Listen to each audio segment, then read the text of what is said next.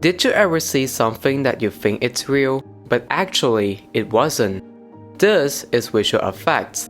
It's a technique that created or manipulates things to blend seamlessly in the live action shots of the movie that's too dangerous, time-consuming, or expensive to shoot on set.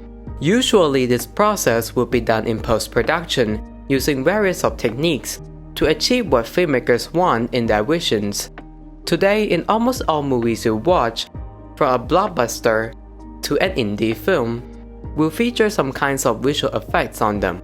This technology could be anything, like a feather, a crowd, or a giant creature on screen. Sometimes it's used to enhance, remove, or adding something to a shot, whether it's building an environment, making an explosion, or extending a set. There are a lot of visual effects techniques to talk about, so we'll focus on the important ones.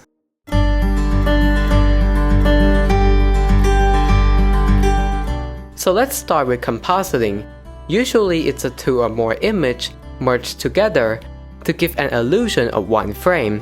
Compositing itself has many techniques to do it. Traditionally in the older films, they would use matte painting. In simpler terms, the artist would paint a picture on a glass panel to fit in the background of a movie. This could be an Emerald City in The Wizard of Oz or the military warehouse in the Raiders of the Lost Ark. Matte paintings could be an expensive set, detailed environments, or vast landscape that portrays in a film that would be impossible to shoot in real life.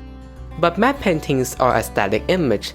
As a result, it means that there will be no movement in a shot. Sometimes it will appear lifeless. So they come up with rear projection. In simpler terms, they will combine previously shot footage that's projected in the background and the live action footage in the foreground. Mostly this technique would use on the car scene in old films.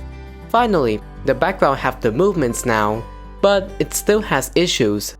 Since it's a previously shot footage, that means the lighting and the angles won't match the foreground that much, and it would be harder than shooting on location where you can match lighting and angles.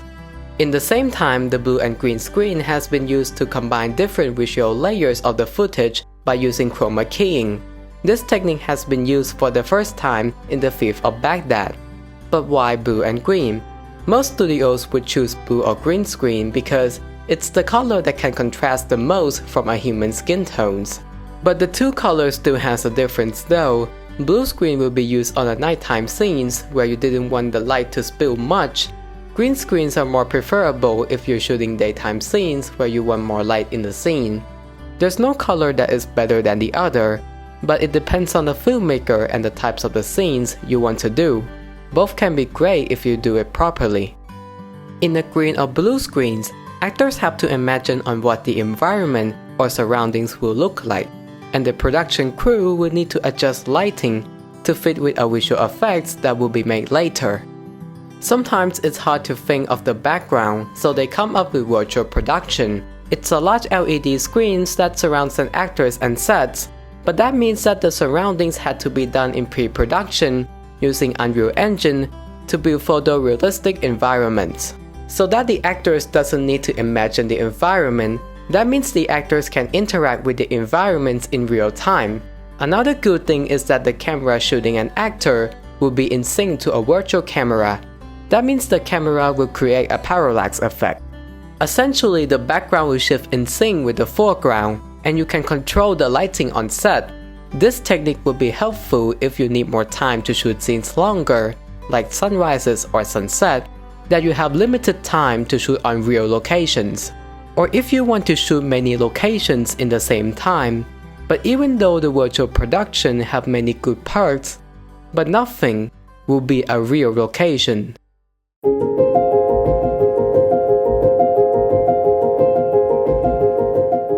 So let's talk about other types of visual effect. CGI, which stands for Computer Generated Imagery. It basically means any digital environment that is done entirely on computer. to create realistic and detailed elements on screen. This is the most popular branches of visual effects. CGI is used to create things that do not exist in real life. It could also be used to create anything you can think of, like fantasy worlds, creatures, or an entire character to integrate it with live-action scenes on set. CGIs can have many processes, so let's explain each of them. First, let's talk about 3D modeling. It means a mathematical representation of objects and surfaces by a 3D software. When creating a model, a lighting artist will use a chrome ball to let visual effects artists use as a reference to know how light is interacting on a character, so they can use it to match models in real locations. Second, rigging is the process in which the characters are represented in sets of interconnected parts, like bones or joints. Mostly this technique would be a process to track movements in the character to animate them. Third, motion capture, or simply mocap. It's the process that captures the movements of an actor through markers on sensor-laden suits and facial expressions on cameras installed on an actor's head. Then the data capture will be used for building lifelike digital characters like Gollum from The Lord of the Rings or Caesar from the Planet of the Apes. Fourth, simulation effects. It's used to recreate natural movements and interactions by using physics-based algorithms such as rain, fire, and snow. But this process could be used on other things like simulating a crowd, person's hair, or even dangerous things like explosions. All of these things could be depicted in a safe and controlled environment with exact control on what to show. But how these visual effects are made, let's find out.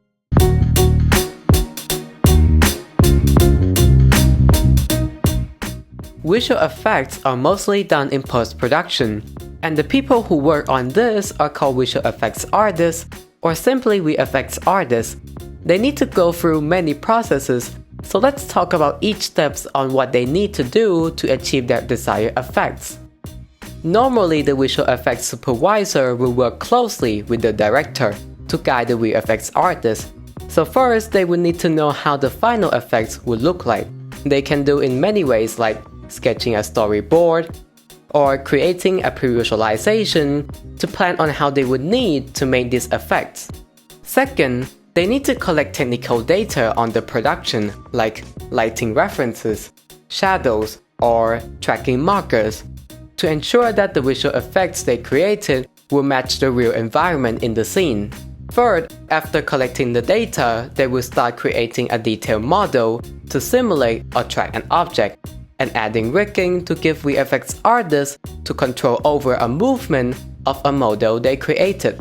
Fourth, they will adjust the texture and lighting direction of a surface to blend seamlessly to a shot and composite other stuff like matte paintings, simulation effects, color correction, and other elements to a shot. Fifth, they check all the stuff in the shot before rendering, like lens distortions, edge details, or white levels to ensure that all elements in the shot are correct. The final step is to render all the composite elements of a highly complex scene, which is a digital scene, and distills them into a high-quality, cohesive, final moving image. But no matter what software they will use, what's important is that to make fake things look like real things.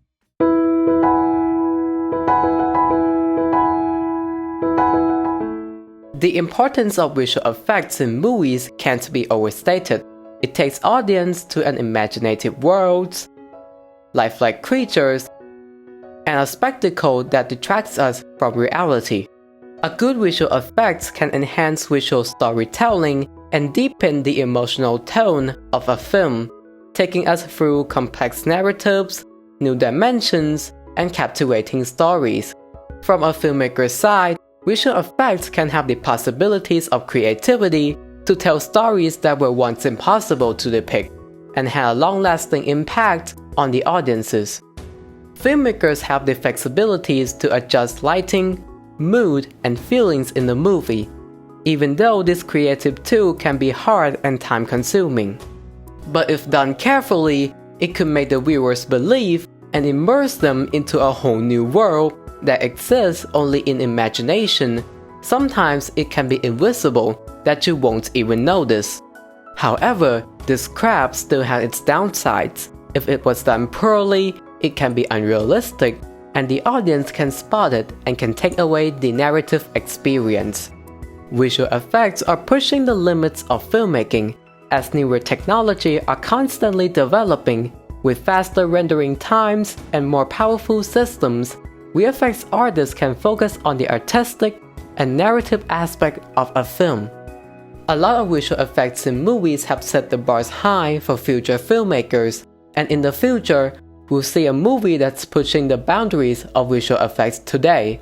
Thanks for watching, and I'll see you in the next one.